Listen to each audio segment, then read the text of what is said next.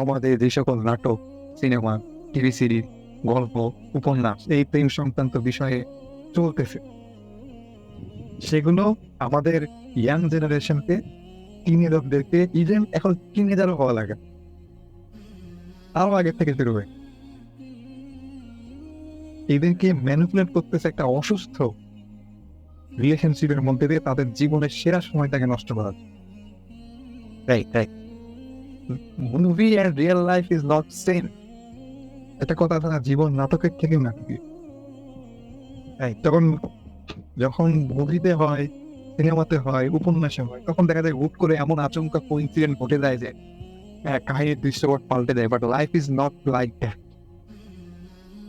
জীবনে সবসময় এরকম নাটকীয় পরিবর্তন আসে। কিন্তু ছোটবেলা থেকে এই রোমান্টিক উপন্যাস পড়ে পড়ে বড় হওয়া, ছোটবেলা থেকে রোমান্টিক নাটক, সিনেমা দেখে দেখে বড় হওয়া, আমাদের চিলড্রেন অবস্থা থেকে, চিলড্রেন এখন আসলে চিলড্রেনই বলা উচিত, কারণ এখন ওই 5-6 বছর থেকেই বলা পান হচ্ছে ইউটিউব চ্যানেল। হ্যাঁ, তোমার ওই টিনেজ অবস্থা থেকে তাদের মধ্যে যে একটা ফ্যান্টাসি কাজ করে, এবং সেই গানের লাইনগুলো, হ্যাঁ, মুভির ডায়লগ গুলো, তুমি আমার সব, তোমাকে ফ্যান বাজবো না, তুমি আমার কি বলবো অ্যাডিকশন, এই টাইপের যে ফ্যান্টাসি তাদের মধ্যে ক্রিয়েট হয়ে যায়।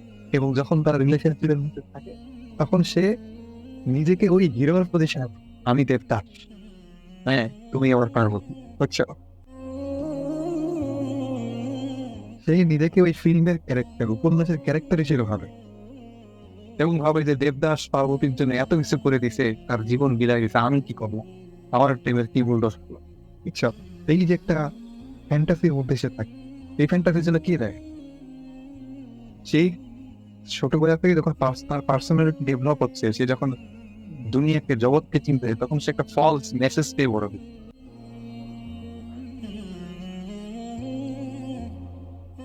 এই ফলস মেসেজ তাকে ফলস ডিসিশন নিতে মোটিভেট করে।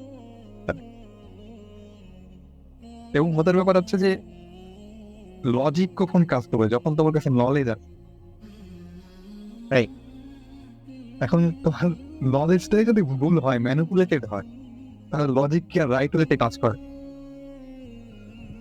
এই যে অপসংস্কৃতি গুলো চলতেছে আমাদের সমাজের মধ্যে, আমরা একজন রিলেশনশিপ ব্রেকআপের জন্য সুইসাইড হলো, আমরা প্রেমিকা সুইসাইড করে প্রেমিককে দেওয়া, ওর জন্যই আমার মেয়ের জীবন দেখে, ওর জন্যই ওর এটা হয়েছে, বা প্রেমিকার জন্য প্রেমিক জীবন দিলে ওই মেয়ে শয়তান, ওই মেয়ের জন্য ছেলেটা শেষ হয়ে গেল।